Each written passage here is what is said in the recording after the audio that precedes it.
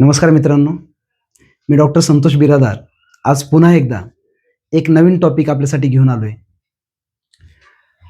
बऱ्याच लोकांनी मला सांगितलं, की सर तुमचे व्हिडिओ मराठीमध्ये खूप छान आलेले आहेत आणि माहितीसुद्धा खूप चांगली आहे. तर तुम्ही तेच व्हिडिओ जर हिंदीमध्ये बनवलात, तर बाकीच्याही लोकांना त्याचा फायदा होईल. तर आज मी हा जो व्हिडिओ बनवणार आहे, तो मुद्दाम हिंदीमध्ये बनवणार आहे. त्यामुळं तुमचा फीडबॅक मला अत्यंत आवश्यक आहे, की कसा व्हिडिओ बनला काय नाही. दोस्तों, जैसे इसके पहले आपको मैंने बताया कि एक नया टॉपिक लेके आपके सामने मैं प्रेजेंट हूँ। ये टॉपिक में हम डिस्कशन करेंगे स्टूडेंट लोन के बारे में। स्टेट बैंक ऑफ इंडिया ने स्पेशली जो बच्चों को अब्रॉड जाके या आउट ऑफ इंडिया जाके पढ़ाई करनी है, ऐसे बच्चों के लिए एक स्कीम लॉन्च किया है, जो कि काफ़ी पुराना भी है और बहुत सारे बच्चों को उसका फ़ायदा भी हो चुका है। ये स्कीम का नाम है एसबीआई ग्लोबल एडवांटेज स्कीम।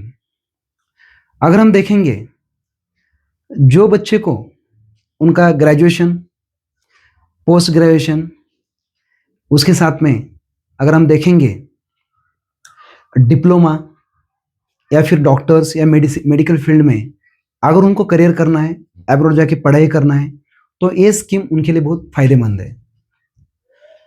ये स्कीम के अंडर आप कौन से कंट्री में जाके पढ़ाई कर सकते हो।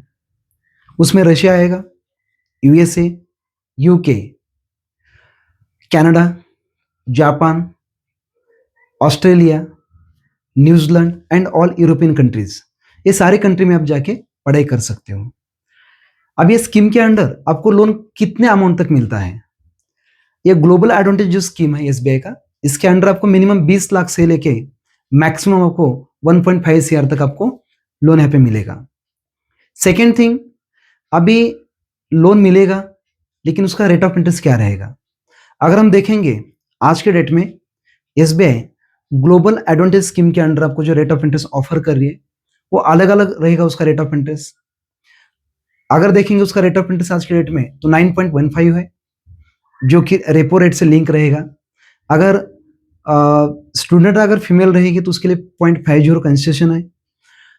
उसके साथ में अगर मान लीजिए आपने ये जो एजुकेशन लोन लिया है, अगर उसको आप सिक्योर करते हो, उसमें अगर आप एसबीआई लाइफ का एक इंश्योरेंस रहे कि अगर आप लोन सिक्योर करेंगे तो उसमें आपको 0.50 एक्स्ट्रा आपको क्या मिलेगा, रेट ऑफ इंटरेस्ट में कंसेशन मिलेगा। नेक्स्ट अगर हम देखेंगे उसके बाद में, तो सबसे जरूरी है कि रीपेमेंट कितने साल तक हमें करना पड़ता है या फिर हम कर सकते हैं। ग्लोबल एडवांटेज स्कीम के अंडर आप मैक्सिमम 15 साल तक रीपेमेंट का जो टेन्योर है आप सिलेक्ट कर सकते हो। सेकेंड थिंग, आपका ईएमआई कब स्टार्ट हो जाएगा? अगर आप चाहते हो लोन डिसबर्स करने के बाद आपको तुरंत ईएमआई स्टार्ट करना है, तो आप तुरंत ईएमआई स्टार्ट कर सकते हो। अगर आपको लगता है लोन डिसबर्स करने के बाद आपको सिर्फ इंटरेस्ट पे करना है, तो भी आप कर सकते हो।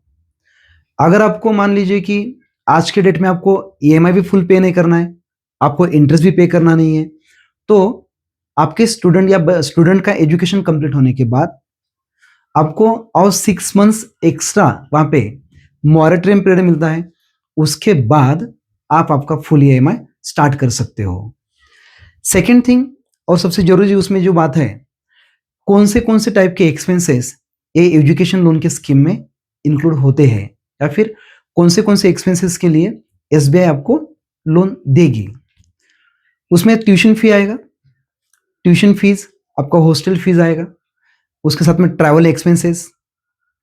अगर आपको कुछ एजुकेशनल इंस्ट्रूमेंट परचेस करना, जैसे कि बुक्स, लैपटॉप्स, ये सब का टोटल करके उसके 90% फंडिंग आपको एसबीआई करेगी और 10% आपको ओन कंट्रीब्यूशन पे करना है। और नेक्स्ट अगर चीज देखेंगे हम, तो सबसे इंपॉर्टेंट यहाँ पे ये चीज है कि ये लोन लेने के लिए कुछ हमें सिक्योरिटी देना पड़ेगा या नहीं पड़ेगा, या फिर कोलेटरल कुछ प्रॉपर्टी देना पड़ता है या क्या नहीं देना पड़ता है। इतना बड़ा आपको लोन एसबीआई ऑफर कर रही है कम से कम रेट ऑफ इंटरेस्ट में, तो आप कौन सा तो प्रॉपर्टी आपको क्या करना पड़ेगा, यहाँ पे बैंक को मॉर्गेज देना पड़ेगा, या फिर हम उसको बोल सकते हैं कोलेटरल देना पड़ेगा।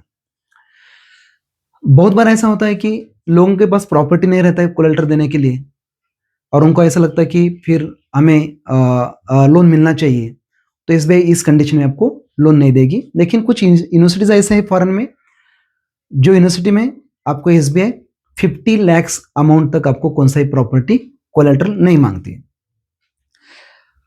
और सबसे इंपॉर्टेंट वहां पे एक जरूरी चीज ऐसी है उसमें कि प्रॉपर्टी में आप क्या क्या कोलेटरल दे सकते हो। आप आपका कौन सा भी घर दे सकते हो।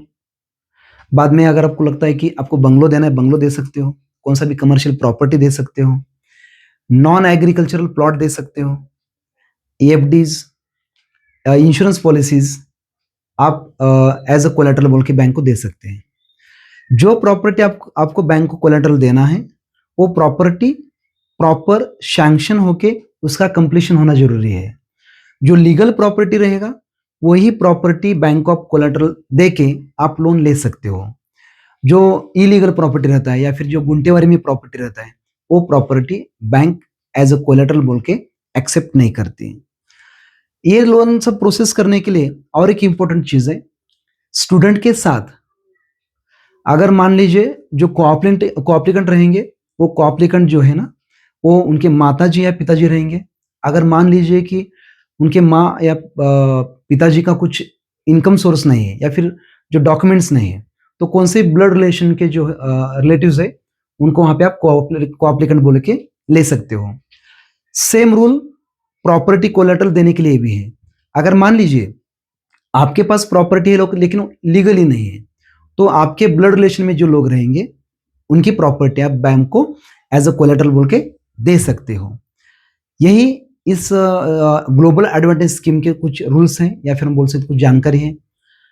अगर आपको लगता है कि इसके बारे में और कुछ आपको जानना है, तो मैं आपको मेरा नंबर यहाँ पे बोलता हूँ या फिर मेरा जो यूट्यूब चैनल आप देख के वहाँ पे आप मुझे कमेंट कर भी सकते हो।